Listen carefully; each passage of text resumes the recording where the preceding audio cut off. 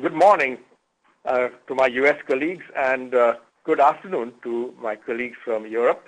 This is Cyrus Mehta. I'm really happy to be with you this morning and present a new module in our East software, which is for predicting the future course of a trial.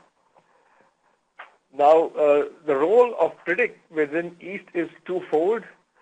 First of all, it's primarily a tool for use during interim monitoring, during the interim monitoring stage, but it can be used also at the design time if some preliminary data are available. And it works through simulation. Many of the features are such that analytical solutions are not possible. It predicts the future course of a trial by utilizing the current data and then simulating many future trials with the current data and then giving back valuable information to the user. Now, there are two tools within Predict. One is called PIPS, and the other is called ENEV, or NEV.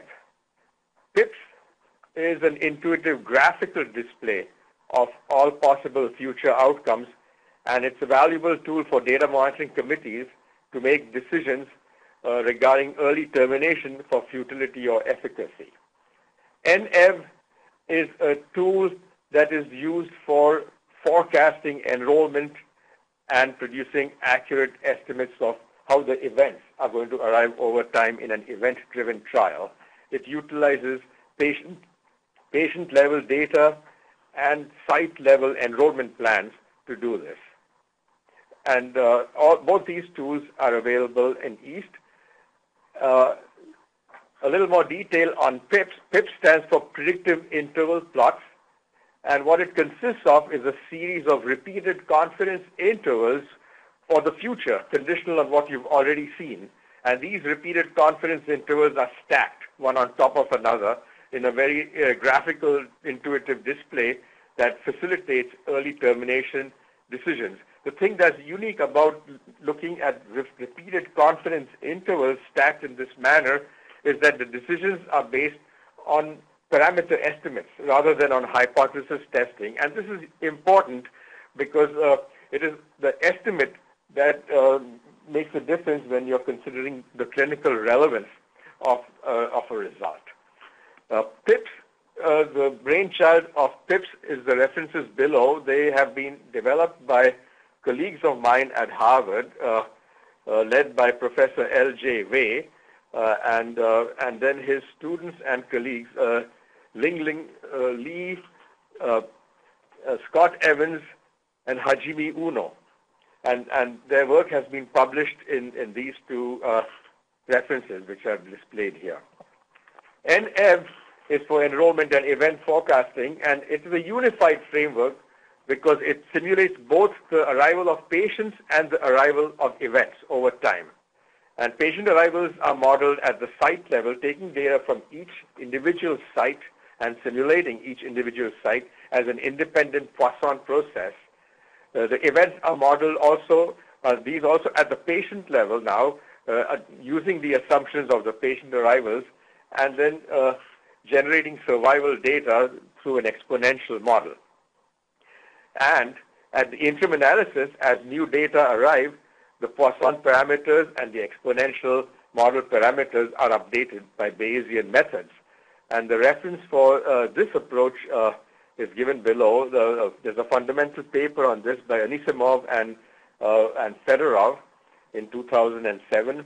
And then there's an internal technical report which was developed by Roman Torgovitsky for Cytel, which goes into a lot of technical detail about the Bayesian update. So we won't go into any of the methodology this morning. We're going to go through basically examples in East to show how East actually works in practice. We can send you the references, and much of the methodology will be available through the East manual. So the first, how is Predict different from other tools in East? The main difference is that whereas the other tools in East are primarily for design, so that they just make initial assumptions about the design parameters, or at the interim analysis stage, they are using summary data from the treatment effect. Predict uses the actual patient-level data from the database that's available at the time of the interim analysis, and it inputs it into East in an easy, friendly user interface type manner, which I will show you. And also, it takes data from sites, at individual sites, and the commitments that they've made for enrolling patients, so that you get a very accurate estimate of patient enrollment, which again is updated as the enrollment plans change over time. I'm going to give you two examples of tips for the predictive interval plots. One for a trial which was terminated early for futility, or the second one is for an early trial that was terminated early for efficacy. That should not say futility. One efficacy and one futility. And then one example of the use of the enrollment and event software, the NEV software. Okay, so let's get started with the first example. This is an example of the use of PIPS, predictive interval plots, for futility stopping. This is a design of a non-small cell lung cancer clinical trial. All these examples, by the way, are real examples. We may have disguised the sponsor and the drug. In one case, we were allowed to actually provide the information about the drug, and we've done so. But otherwise, they're still real trials with some hidden information. And the primary endpoint was overall survival with an alpha of 0.05 and 80% power with one interim analysis and an O'Brien-Fleming type spending function. The median on the control arm was 10 months, and on experimental arm 12.5 at the design stage. That was the design assumption for a hazard ratio of 0.8. And when you put this information into East, you'll be able to see that you need a sample size of 888 patients for 633 events to complete this trial in 30 months, 18 months of enrollment and an additional 12 months of follow-up. So let's put this design into East. This is a design summary. I'm going to now put this design into East and bring it up. So now I'm in East, and I will open this particular workbook, which is this non-small cell lung cancer workbook. And here it is. If I look at the design is visible over here. As you can see, it's two-sided with an alpha of 0.05 and 80% power, and one interim analysis with Land, Demetz, O'Brien, Fleming. It has 888 patients, 633 events, and it's a maximum study duration of 30 months and an accrual duration of 18 months at the design stage. So this was the design. Now, say we've designed it, the trial is going on, it's on its way. The first interim analysis was planned for over here for 317 events, but accrual went quite rapidly, and it was not possible to wait for 317 events. So it was taken a little bit earlier, after 250 or so events. So let's now go back to the interim analysis and have a look at this design. Now, again, as I said, East is going to take patient-level data now at the interim analysis stage and use it for forecasting the future. So we import the data through our import function here, and here is the data is stored in East as a CSV file for the 258 events at the time of the interim analysis. And so we click on it, and open it as a CSV, then this file gets attached to the library. So now our library has both the design and the data set. And you can see the data set over here. We have imported it. It has the treatment, the actual survival time from the date of randomization in months. This is survival in months. The arrival time, which will be needed also at what calendar time did the patients arrive on the trial, and then the status, whether it's a death, a dropout, or a censored observation, and then a censor variable in which the dropouts are treated as censored. So all this data is now in EAST, and now let's go to the interim. Now let's go to the interim monitoring stage and input this data into EAST. So go back to the design and click on IM, and you get the IM worksheet, into which we are supposed to enter the data. Now, this IM worksheet requires you to enter data through this dialog box, which is similar to EAST. Some of you may have been more familiar with the old EAST 5.4. This is a slightly different type of user interface, but the data entry into it is the same. So you will have to enter into this dialog box an estimate of the log of the hazard ratio and its standard error so as to get a wall statistic. Now, we don't have the estimate of the hazard ratio yet, and we don't have its standard error, but we do have this data set. So we can use the analysis module of EAST and say, let's do a 2-sample log rank test and get the estimate of the hazard ratio. So we click on log rank, and we specify it's a superiority trial. The population ID is the treatment, and this is the response variable is the survival time in months, and the censor indicator is specified. So now we've specified to the analysis module the names of the variables from this file that we've imported, and then we click on OK, and we get the log rank information in a summary form that we require. It's out here. There's been 258 events, and the log rank estimate is 1.0097. So already you can sense trouble. Seeing a log rank hazard ratio, a hazard ratio estimate of 1.0097 doesn't bode well for this trial, and one might consider whether one should terminate this trial for futility. But let's put it into the interim monitoring worksheet first.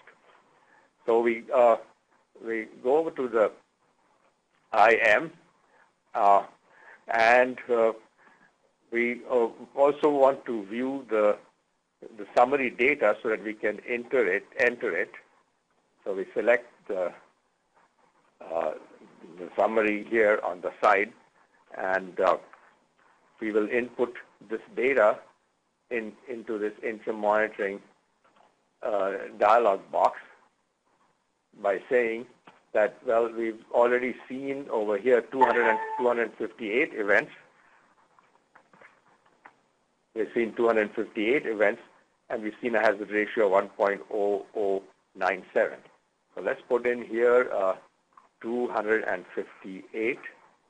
Let's put in for the delta, the log of 0.0097, and the standard error of the log hazard ratio is known to be 2 over the square root of the number of events, which is 258. And click the recalc button. Wait a minute.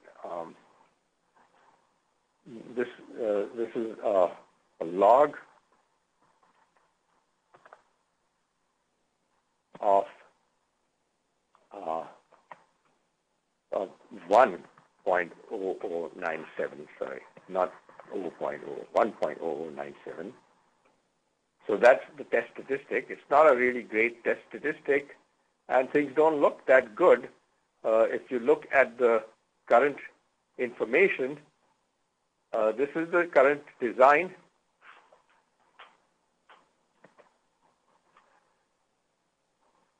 We took the interim look a little bit earlier because accrual was so rapid we couldn't wait for the 317. And these are the boundaries at 258 from the land demet spending function. And as you can see, the test statistic is right here, sitting almost at 0. And here's the problem. There's no futility boundary in this trial. It's a two-sided trial. One for early stopping for efficacy and the other for early stopping for harm. You haven't really hit the harm boundary. Had there been a futility boundary, it might have been easier for the data monitoring committee to make a decision, but there isn't one. So this is where these PIP plots can play a role. And what we'll do now is we will invoke this PIP button and bring up the dialog box for plotting the PIP plots. So we're going to take a look at the end of this trial when there are 633 events and 888 patients, and we'll input the names of the variables again, the treatment ID, the arrival time, the status indicator, and the response variable. And now this other part of the dialog box is for allowing EAST to estimate from the data that has been already obtained what the hazard ratios should be for the future.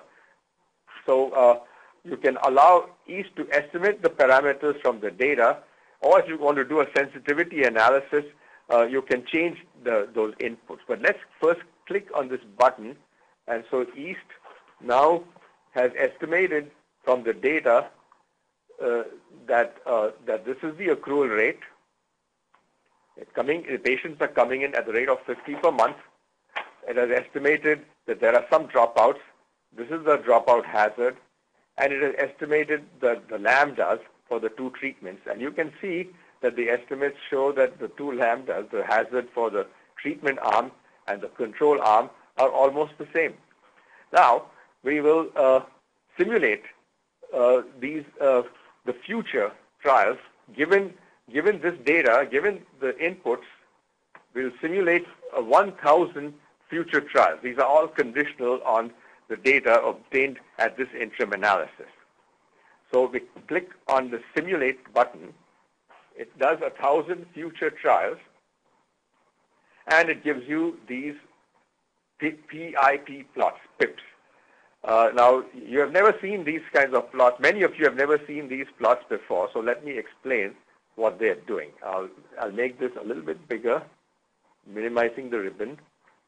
And so you can see that first of all, this black line here is the confidence interval, the repeated confidence interval at this interim look. So you can see it's a fairly wide interval.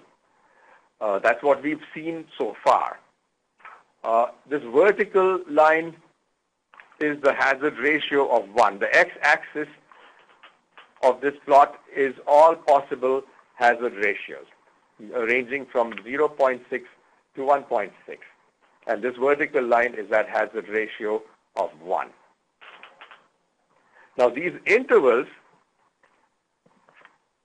each of these intervals is a future repeated confidence interval at the end of the trial. So it is for each, and each of them is centered at the point estimate. So this is showing 1,000 possible point estimates. If you were to run this trial 1,000 times in the future, conditional on what you've seen, and since not all point estimates will be the same, some will be small, some will be big, and they are sorted by increasing magnitude of the point estimate. So, for example, the observed point, if you look at the observed point here, it is observed at a point estimate of 1.01, and its confidence interval is very wide. It goes from about a hazard ratio of minus 0.65 to plus 1.5. So nothing much can be made out of this confidence interval. It's just far too wide. But you can see how much they're going to narrow at the end of the trial. By the time you get to the end, as more information becomes available, and as you have a less conservative stopping boundary, these intervals will get considerably narrower. And now, what we'd like to know is, well, how many of these intervals are going to have their upper bound less than 1? Because those are the ones that are going to be successful. Well, if we look at this data set again a little bit more carefully, we see that actually only one interval, only this one out of 1,000 is less than 1. So that looks pretty bad. It looks like none of these trials is going to be significant. One chance in 1,000.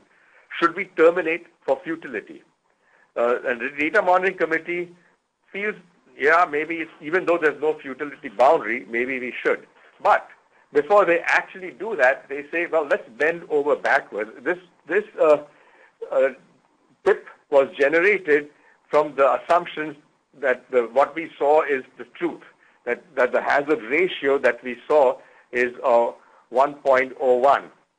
But, it could be bad luck. It could be that the hazard ratio is really 0.8, which is what we designed for, and we just had some bad luck, and we got data that doesn't look that good. So let's bend over backwards and generate this PIP all over again, this time under the design assumption for the hazard ratio, and see what that PIP looks like. Can this, although this trial has fallen behind badly, can it catch up if the true hazard ratio is 0.8 rather than 1.01?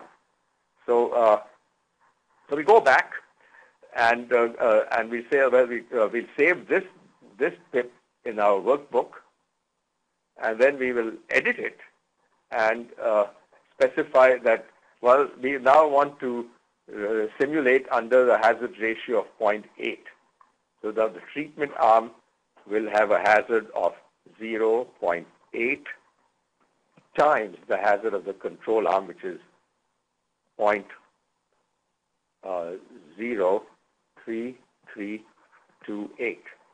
To show you in detail, I'm going to change the hazard ratio for the treatment arm, leave the hazard ratio for the control arm the same. And I'm going to use this to generate the simulations. And let's see how many of these are successful.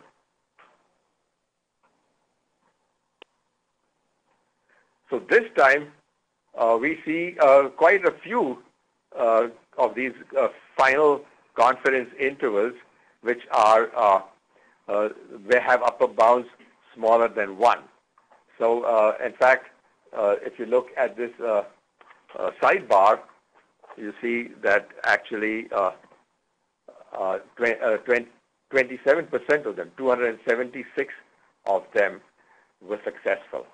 So this is saying that, well, conditional on what we've seen and conditional on the delta on the hazard ratio actually being 0.8, there's a 27% chance of success. So now the data monitoring committee is again in a predicament. It's saying, well, how do we know whether we should stop or not?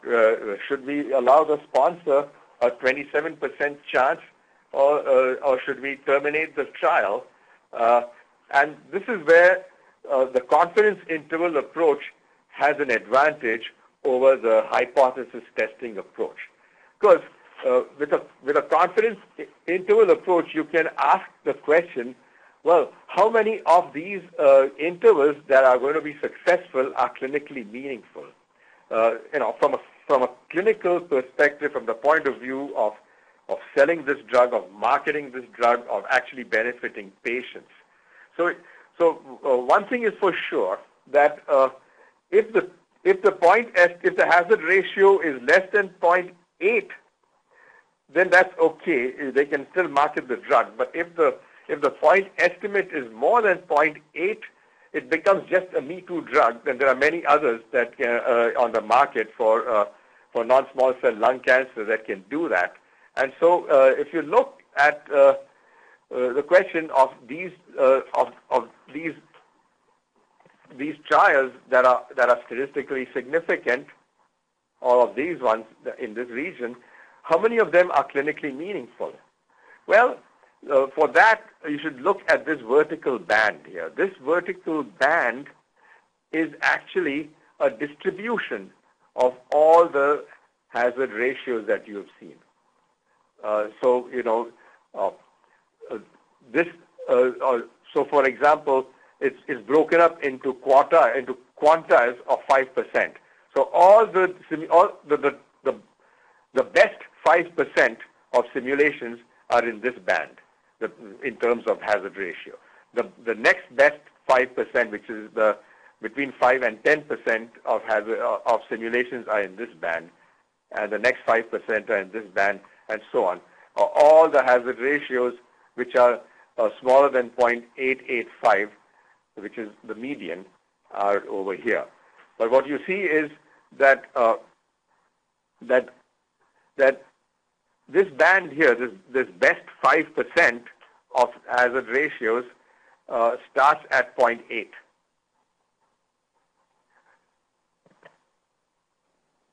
Right? So only this many intervals out of the ones that were statistically significant, only this many are clinically meaningful. That means 95% of the intervals that will be observed in the future won't be clinically meaningful. So the data monitoring committee feels that it really isn't worth going on with this trial. First of all, there's only a 27% chance, under the assumption that the hazard ratio is 0.8, and even that is in doubt because they've seen a hazard ratio of 1.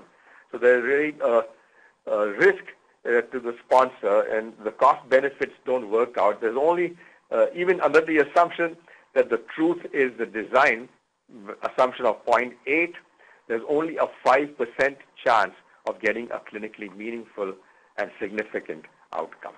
And so this trial was terminated for futility.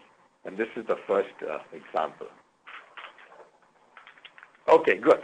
So now I will move on to the second example. So the first example was a kind of a downer in a way. It ended up not being statistically significant. So let's go to the next one, which is a little bit of a more happy ending, and that is this trial, which was run by the AIDS Clinical Trial Group, ACTG A320. And I thank the AIDS Clinical Trial Group for giving me access to this data set and allowing me to use it in this webinar. I will show you this data set now.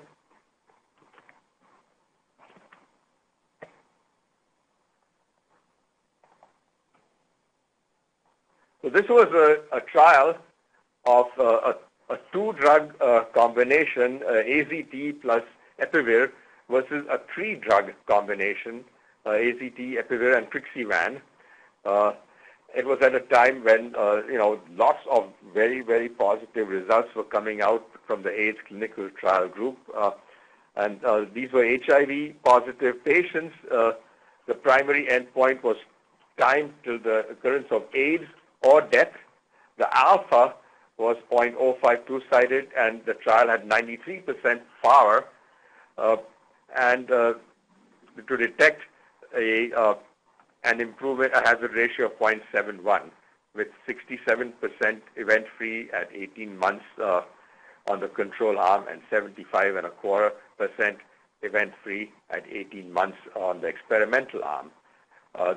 This trial required 1,750 patients and 410 events. Now, at that time, people weren't using stopping boundaries in that sophisticated a manner. They used a sort of relatively simple-minded stopping boundary, the Hay-Biddle-Peto boundary, which many clinicians favor because they really want to have a high hurdle for stopping early. And they said, no, we're just going to take an early look at 25% of the information, and if we see some really strong evidence, like a Hay-Biddle-Peto p-value of 0.001, then we'll pull the plug on this trial. That was what they planned. They hadn't really thought through the implications of that, that the 0.001 might be not very conservative at that early stage. But that was the design that they picked. So let's just look at this design in East and see what actually happened. Let's look at the full story of this trial. I'm going to bring this trial into the East. Yeah, I have it here. And here's the design. Again, it's a Hay-Biddle-Peto boundary, and it requires 1,700 patients with one interim look, one Hay-Biddle-Peto boundary, and 410 events. And it's going to be a study duration of 84 months. And that's a long time, and maximum accrual duration of 36. I'm sorry, this is not months, this is weeks. 84 weeks and 36 weeks for the accrual. Okay, so then we go into this study and see what happened at the time of the interim analysis.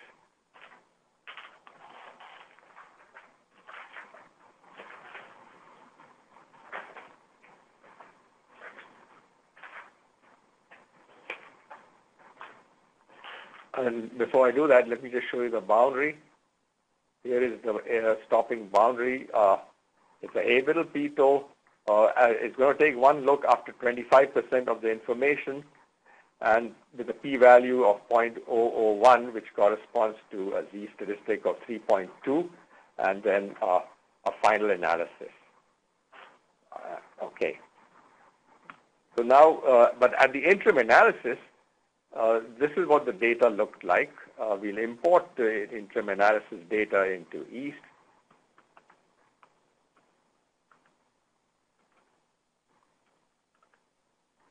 And here's the data, patient by patient, patient number, treatment code, arrival time, sensor and status indicator, and the response. This is the weeks on study, which is essentially the time to event, either censored or complete. It is in a little more detail if you want to see it. So this data was imported into East, and then we wanted to see what's the log rank statistic corresponding to this data. So we go to the analysis module and run a two-sample log rank test on this data. Bring in the treatment indicator, the response variable, and the censoring indicator, and you see a phenomenal treatment effect. And this was true of many of these trials at that time. If you look at this data set, the interim analysis was taken after 96 events rather than 101 because of the rapid enrollment, which was at that time 1,156 patients had already enrolled. But look at the hazard ratio. The hazard ratio is 0.5, which is far greater than the 0.71 that was anticipated. And moreover, this result turned out to be statistically significant. So let's put this data into the interim monitoring worksheet and see what happens. So go back to but before that, we can also look at the Kaplan-Meier curve because that's also a useful thing to have a look at. So we go to the analysis module again and go to the Kaplan-Meier curve for this data set, and the treatment, weeks on study, and sensor, and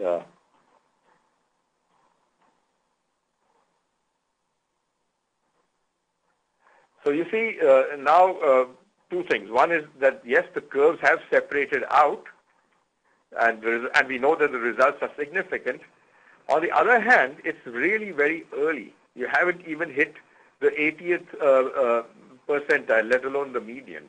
It's way up here, and we really don't know what's going to happen in the future with this trial. So there is some doubt whether you should pull the plug on this trial yet or not.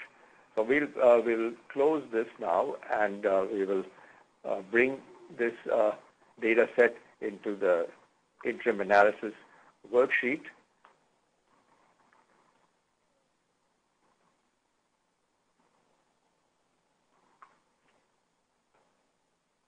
And we'll enter the data.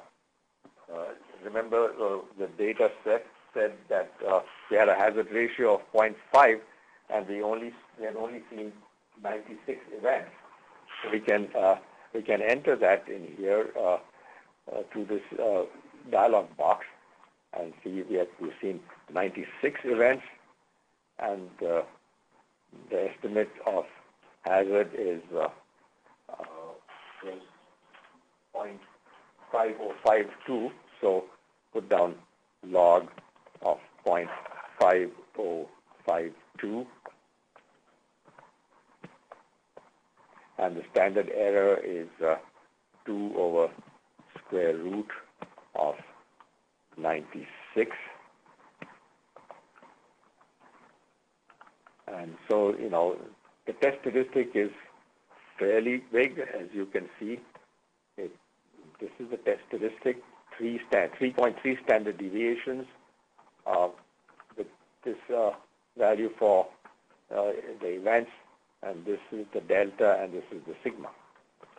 So we enter this into the software, and East tells us that the stopping boundary was crossed.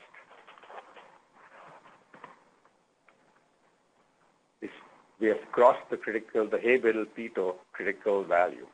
So trial stopped, and now comes the difficulty for the data monitoring committee. The trial is stopped, but if you look at this interim monitoring worksheet,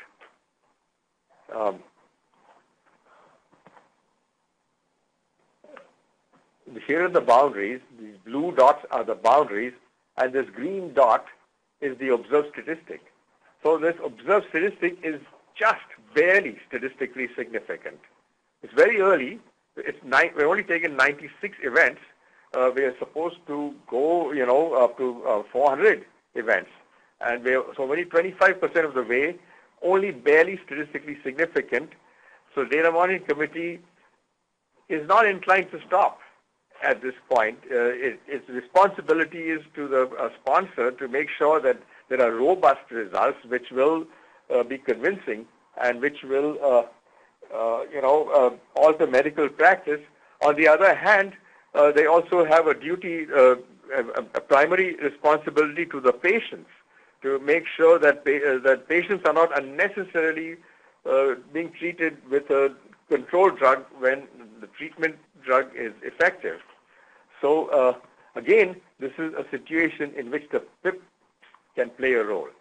So we go to the PIPs again and look at the design and look at the treatment ID here, the arrival time, the status indicator, the response variable, which is weeks on study.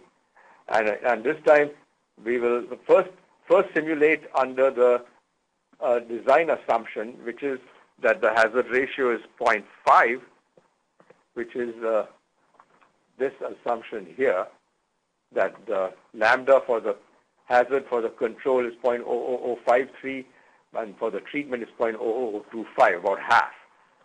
And if we simulate 1,000 of these,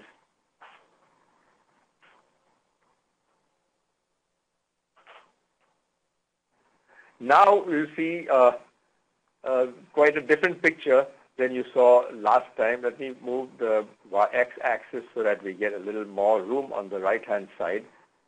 We'll make this go to 1.1. So, so you see, here is the hazard ratio of 1, and here is this black line is the observed repeated confidence interval at this look, and it's barely to the left of 1. It's statistically significant, but barely so.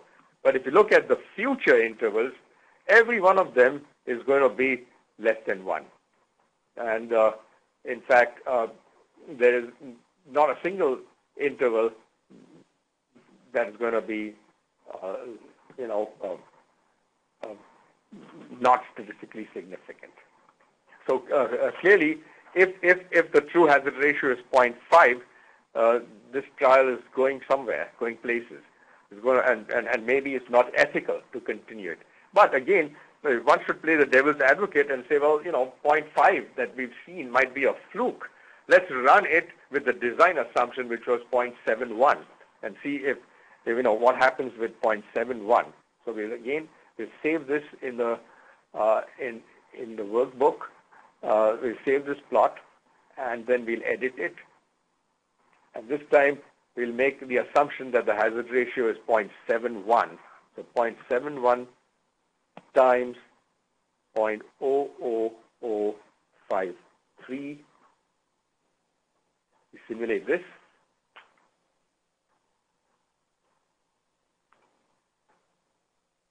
And this time, we see still very significant.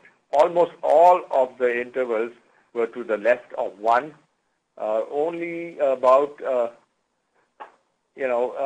handful were non-significant, like maybe 6 or so, okay, out of 1,000 simulations. You could even go further. You could say, well, and moreover, if you look at the distribution of point estimates, you see that 75% of the point estimates are better than 0.75. And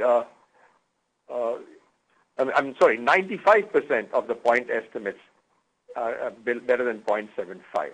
And that is under the assumption that the true hazard ratio is 0.71.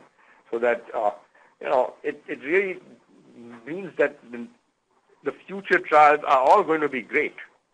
Every one of them will be clinically meaningful. Only 4 or 5 may be not statistically significant. And but you can play even more. You can be even more conservative and say, well, what if the true hazard ratio is 0.75, which is on the borderline of being clinically significant for this class of patients? What would happen then?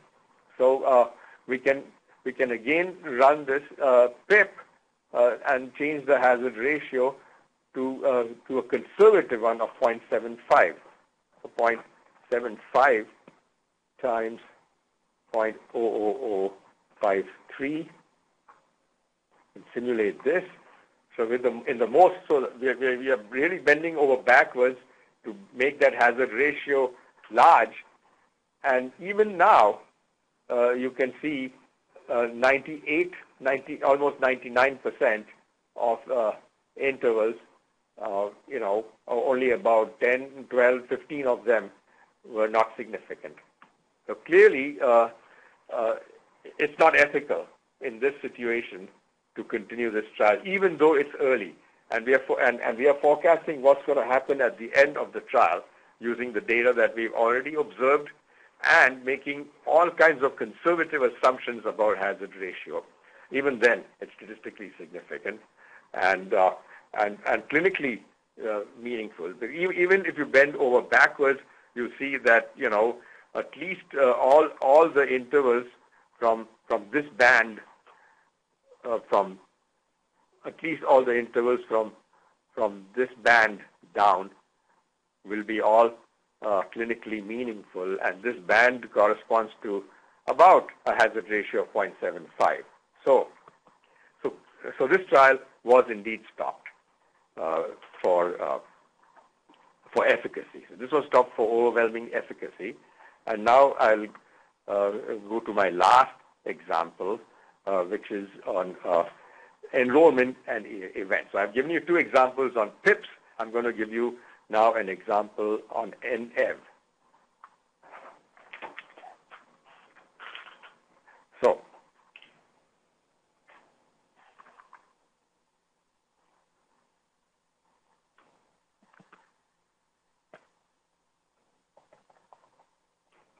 So here is the data set.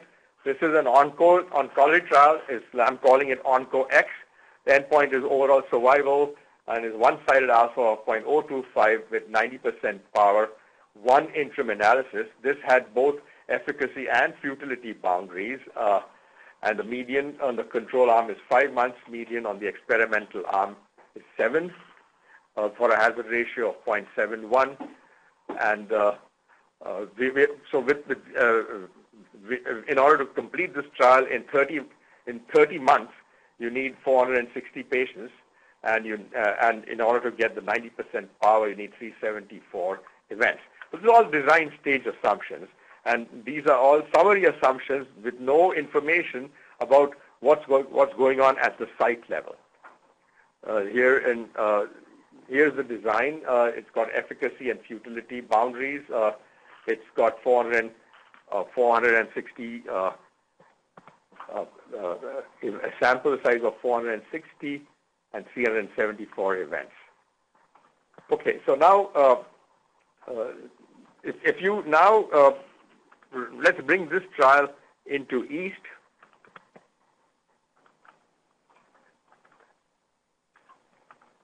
Let's close this up.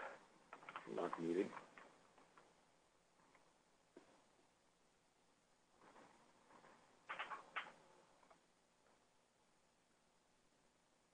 OncoX,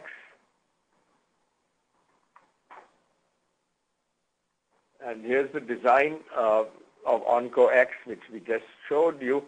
Now, the thing is that with these design parameters, and these stopping boundaries, what people have been using in East in the past is this very useful chart called the E chart. So this E chart, which I'm going to save in the workbook here, is a chart that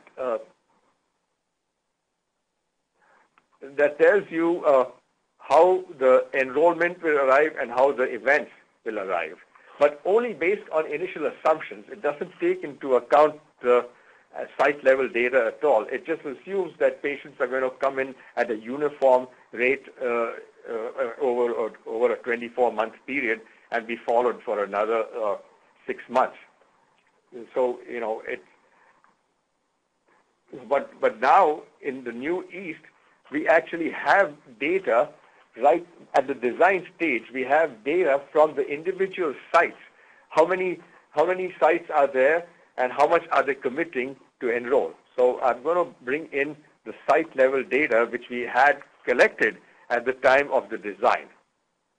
So go to, we import, and we import the initial enrollment plan into East. This is the initial enrollment plan. You can see what it's telling you is it's telling you country by country. For example, United Kingdom is going to enroll from 8 different sites. These sites are going to be initiated anytime between month 4 and month 6 from the start of the trial. So they're going to start right away, and they're going to enroll at the rate of 0.2795 per patient per month, 0.2795 patients per site per month. And then there's also an enrollment cap. So the enrollment caps are given over here. For UK, their cap is 92 patients. United States is going to open 39 sites for this trial, and they're going to start right away, anytime between month 0 and month 11, these 39 sites will be open. And we're going to assume at random between in this range, and for simulations. And then they're going to enroll 0.2535 patients per site per month, and the enrollment cap is 544. So this is very useful information which will give you a more accurate estimate of how patients will arrive and also how events will arrive. And these are the initial estimates from the sites. So, and then when you come to the interim analysis, they'll be updated by Bayesian methods. You'll get a more accurate future prediction. But even the initial prediction would be very accurate now. So we go back to the design and say, let's simulate what's going to happen from this design if we have site level information. So, and we are going to try to keep things so that we don't stop early. We just want to see how the events come in. So we keep the we won't get confused by having early stopping boundaries for modeling the events. And so when we go to the accrual dropout page of the simulation, we have an option which says, do you have site level information? And so if we select that yes, we do have site level information, this dialog box changes. So we put yes, we have site level information, then East asks you to import the enrollment plan in this button. So we go here and say, yes, we have this initial enrollment plan here, and we are going to import it into East. And we have data by region, by country, and by site. And this is the site initiation start. This is the site initiation end. This is the enrollment rate per site per month, and this is the enrollment cap. And when we say OK, then that initial enrollment plan is imported into East. As you can see it over here, all of these country and site initiation periods have been enrolled. And now this gives us a more realistic information for simulation. But before we simulate, let's just say we don't want to do 1,000. We can do any number, but then given that time is at a premium, I'll only do 1,000 of these. And I will. You can also through simulations you can save all the interim information like the subject level data and so on. I'll disable all that. And I will now simulate 1,000 future trials to see how patients will arrive. What is our estimate at the design stage of how patients will actually arrive and how events will actually arrive.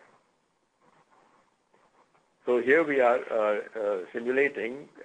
Here it's keeping track of how many we've simulated 1,000, and we close this dialog box up. And it's saving the simulation data. And here is simulated, and let's save this simulation on our library.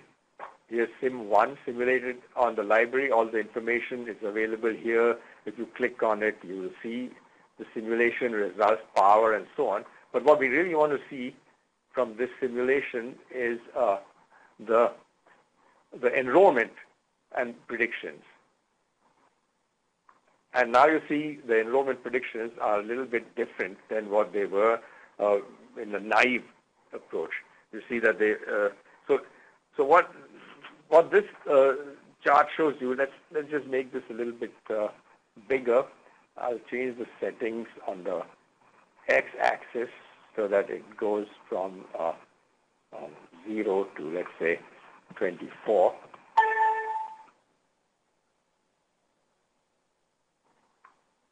And you see that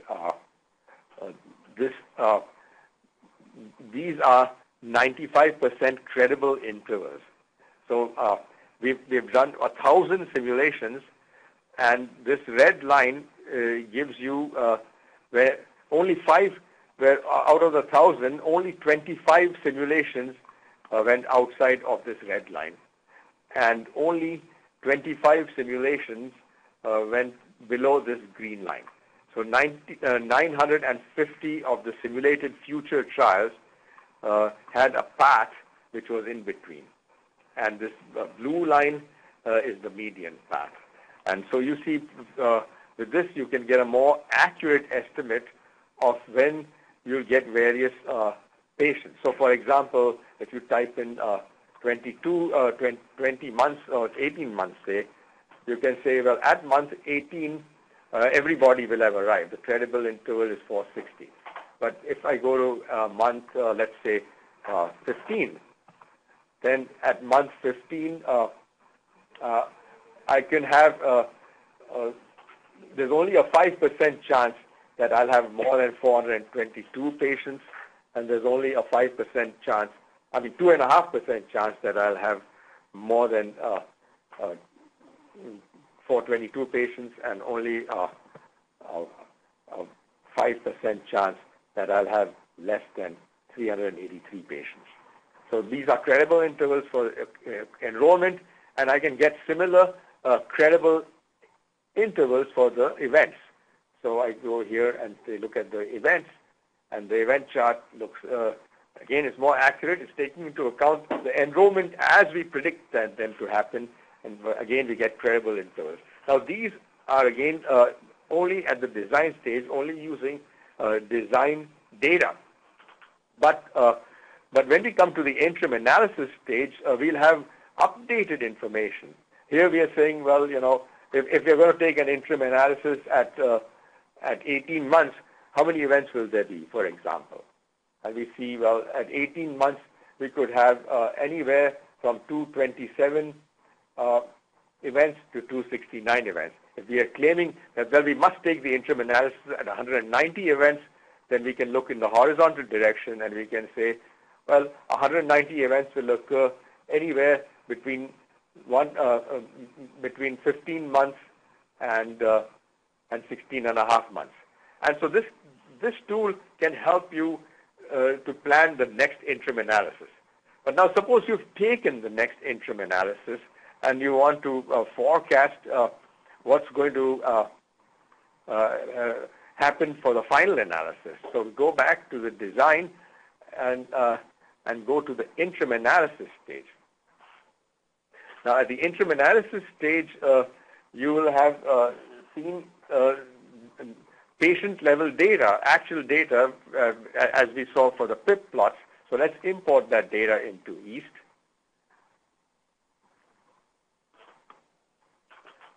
And we go to the interim subject level data. The interim subject level data, we import that into East. And we see that the interim, here's how the patients actually arrived at the subject level from the different regions of the world. So United States, site number 103, this particular patient arrived at time, 0.49 on calendar time and has been followed for 20 months and is still alive. This next patient from site 103 arrived at the time 1 month, and this patient is now dead and had a time on study of 8 months, and so on. So we got data for United States, we've got data for Italy, for Belgium, for Portugal, and so on. And this has to be summarized and input into the interim monitoring worksheet. So once again, we do the log rank test on this data, 2 sample log rank, and I'll move a little faster now since we are running out of time. Response variable is time on study, sensor indicator, and we say OK, and we see that the hazard ratio is 0.74 and the number of events is 187. So we will enter this data with a hazard ratio of 0.74 and number of events 187 into the interim monitoring worksheet. So we go back to the IM and input this data. 187 events. The delta was the log of 0.74, and the standard deviation was the square root of 2 divided by, 4 divided by 187. And so, so we've seen in the interim data, it's if you look at it here, this is where we are right now at 187. We haven't crossed the efficacy. This is the efficacy boundary. We haven't crossed it. This is the futility boundary. We haven't crossed it. What we want to know now is, how much longer is it going to be until we hit our total sample size? The sample size at present is 402. We want to get to 460, so it shouldn't take too much longer. And we also want to know how much longer we have to wait for the events, because we are waiting for 360 events. So, but now we have more data than we had before. We have subject level data at the interim analysis, which we can import into EAST. We have an interim enrollment plan, which is different than the initial enrollment plan. So this enrollment plan, if you look at it now, it has updated. It's saying, for instance, so here are some country by country. Here are the about 11 sites from Australia have already begun enrolling, and these are the site IDs. These 11 sites, these are the caps that they have promised. This is the time at which they actually activated, and this is the observed enrollment per site per patient per month. And similarly for Austria and Belgium and so on. So this data now has to be utilized for generating the future plots. So we go back to the interim monitoring and say, let's look at conditional simulations, this CS button, conditional on the data that we've already seen, and then simulate the future trials. So we go back and say that the population, we want to, this is the subject level data. We input the subject level data at the interim, and we input the interim enrollment plan as well. And we input the data here. Arrival time is time on study, status indicator, and response variable is arrival time. No, it's the other way, sorry. The arrival time, this is time on study, and this is arrival time, and this is the site ID.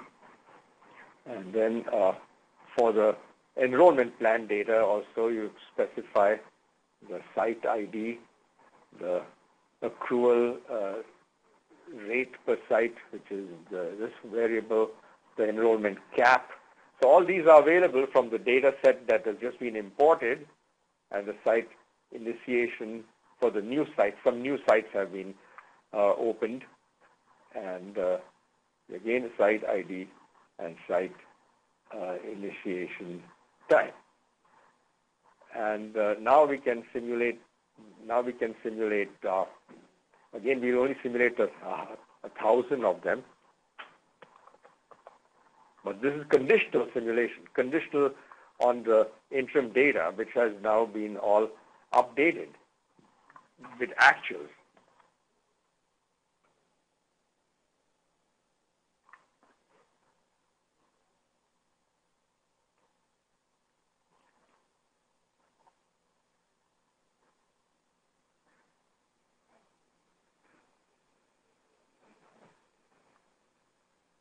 saving the data. Now, if we look at this conditional simulation data,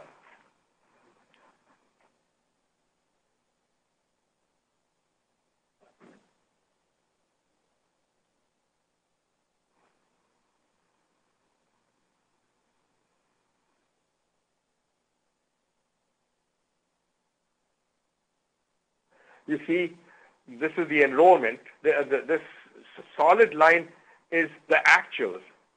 And then the confidence intervals are, there's only a few month or two to go, so you're pretty accurate about when the trial is going to be over, when the enrollment is going to be over, with almost no uncertainty about it. But if you look at the event plot, it looks more interesting. So here is the event plot, and now you see the interim. These are actuals up to the time of the interim analysis. We enrolled 187 events.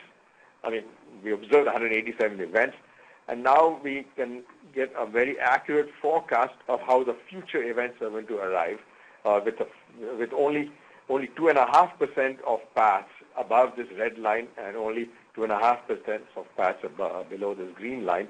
And this is very, very useful information indeed for a sponsor, because he wants to know when this trial will be over, and also for a data monitoring committee in case they want to take another look. So, in summary, then this is useful also because many companies do provide enrollment and event plots. But what's different here is none of them provides a confidence band like this, which we take great pains to provide through the simulation tools. And none of them actually uses a model such as a Poisson gamma model from the references that I provided, the Anisimov and Fedorov approach. And we also provide a service. So we provide it in East in this manner for people who have East and want to do it themselves. But we also provide a service in which you can have more hand-holding and a more detailed approach. And we'll be happy to give you information about the service type. But if you have East Predict, you can do much of this yourself. So I think I'm out of time here. So I'm going to just summarize quickly and see if you have any questions for me. My concluding remarks are that this is actually a first attempt in East. Let's go to the end. Sorry. This is a first attempt to use actual patient-level data at the interim monitoring stage for forecasting the future. All other times we have used only summary data. And for PIPS, we are doing future chances of a successful outcome. For NEV, it's future enrollment and event forecasting. What are the directions? In this module is going to continue to be upgraded. We have received very valuable technical help from the Harvard team led by Scott Evans and L.J. Way. We are going to have more general models for patient arrival and survival information, such as Weibull models, piecewise exponential.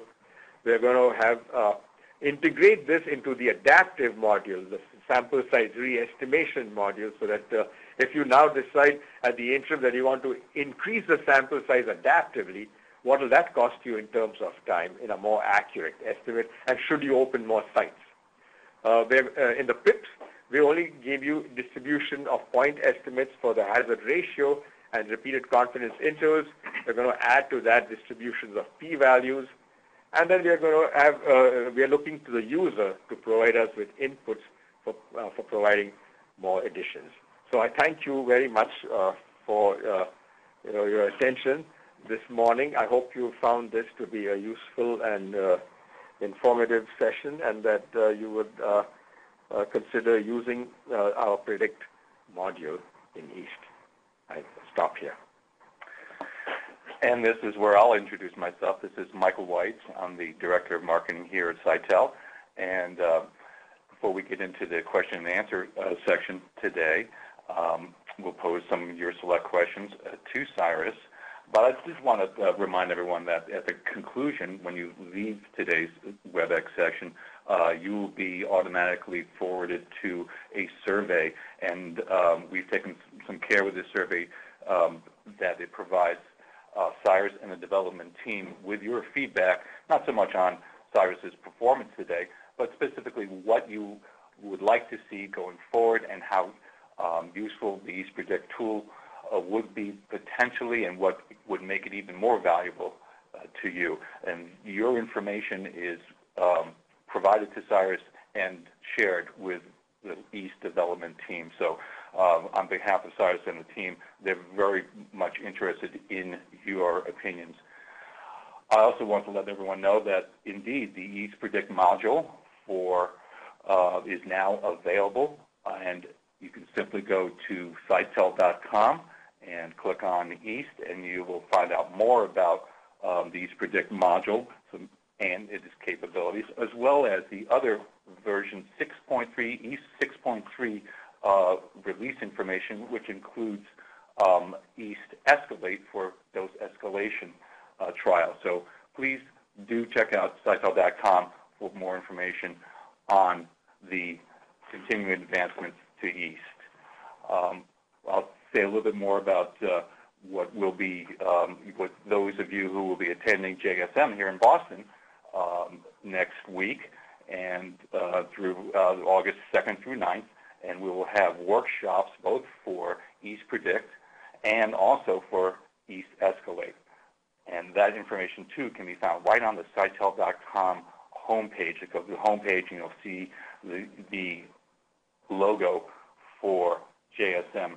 Click on Learn More, and you'll see all the information, all the schedule for all Cytel contributions to JSM, including the 2 East workshops. So, Cyrus, let's talk a little bit more about some questions that we have here. And one occurred from during the second example, where William, I believe the last name is Mitlowski, posed a question: can stratification and/or covariates be incorporated, I assume, into the PIPs? Yeah, that's a really important issue, Bill. We have provided stratification for simulation, and we provided PIPs for simulation, and we haven't yet connected the two in one, so that you can do both stratification and PIPs together yet. We had that in mind, and I will make a note of that so that when we upgrade the software, we do provide both stratification and PIPs in one unified fashion. I'm sorry it's not available right away. This is our first, shot at something new, and we wanted to get it out there and then get feedback from our customers and put additional material in. I might comment that this is an example, EastPredict module is an example of how East is expanding to include operations support within East, and that's a continuing development. I might say that our service that we provide, if you have a trial ongoing now or you want stratification, our service method will provide that. Indeed. Cyrus, a number of people, when we introduce them to the EastPredict, some questions about survival endpoints. Indeed, all your examples today were based on survival endpoints. Are those the only endpoints that are currently available in EastPredict?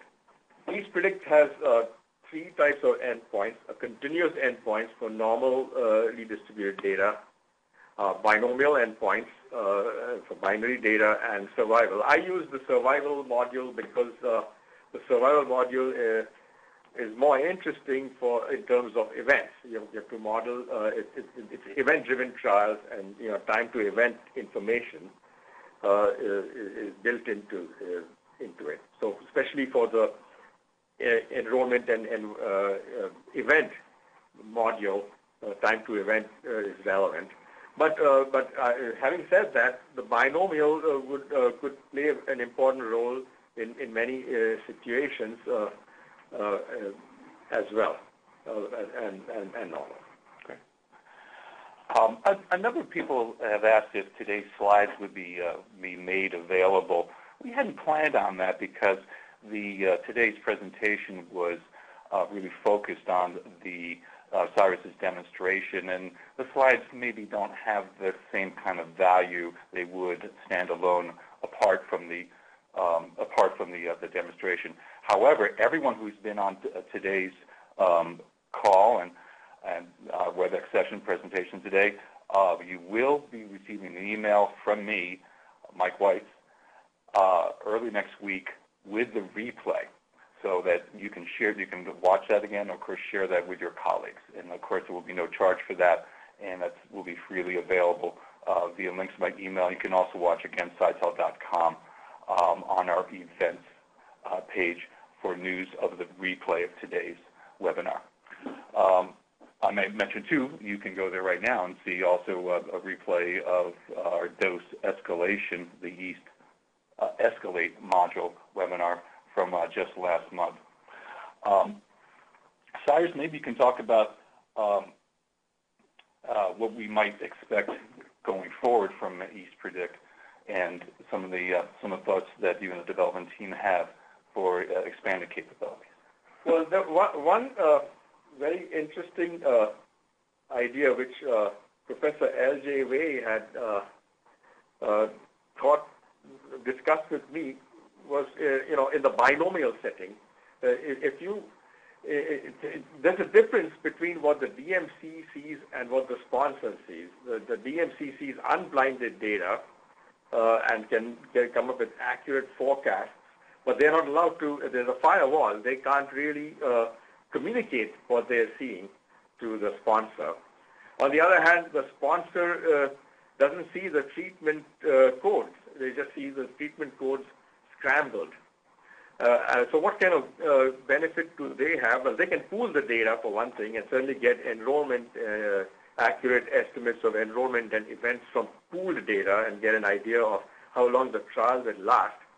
But a more interesting idea that LJ suggested was a sponsor may be able to have historical data on the control arm and have a fairly good idea of what is the probability of success, binomial response on the control arm.